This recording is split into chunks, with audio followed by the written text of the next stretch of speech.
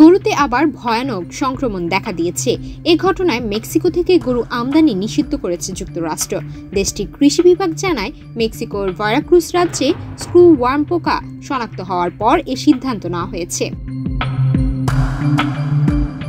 Screw worm এক ধরনের মাংসখেকো পরজীবী মাছি। এর মাদার মাছি উষ্ণ রক্তবিশিষ্ট প্রাণীর ক্ষতস্থানে ডিম পাড়ে। ডিম থেকে ফোটা শত শত লার্ভা জীবন্ত মাংস খেতে শুরু করে, যা আক্রান্ত প্রাণীর মৃত্যু পর্যন্ত ঘটাতে পারে।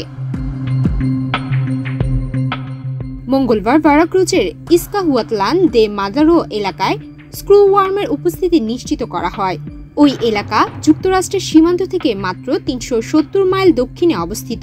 এর ফলে দক্ষিণাঞ্চলীয় প্রবেশ পথগুলো দিয়ে গবাদি পশু আমদানি বন্ধ করে দেয় ইউএসডিএ। যুক্তরাষ্ট্রের গবাদি পশু উৎপাদককারকদের সংগঠন আর্কেলাভ ইউএস এর প্রধান নির্বাহী বিল বুলার্ড বলেন, সীমান্ত বন্ধ করা শুধু ন্যায়সঙ্গত নয়, এটি অত্যন্ত জরুরি সিদ্ধান্ত।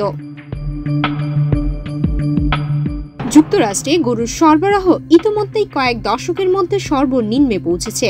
এই অবস্থায় নতুন করে স্ক্রু ওয়ার্ম সংক্রমণ হলে তা গবাদি পশু ছাড়াও পোষা প্রাণীর জন্য হুমকি হতে পারে।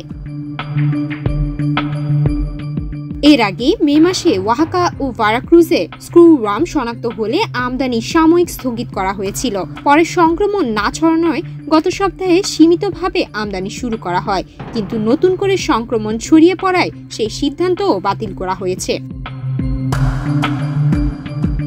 যুক্তরাষ্ট্রের কৃষিমন্ত্রী ব্রুক রিল্যান্স জানান, আমরা আবার সীমান্ত খুলতে আগ্রহী, তবে তার আগে স্ক্রু ওয়ার্ম দমনে আরও অগ্রগতি চাই। ন্যাশনাল ক্যাটলম্যানস বিফ অ্যাসোসিয়েশনের সিইও কলিন উডল একে আমেরিকার কৃষি নিরাপত্তার জন্য বড় হুমকি হিসেবে উল্লেখ করেছেন। সুমায়া মিতু, বাংলাদেশ প্রতিদিন।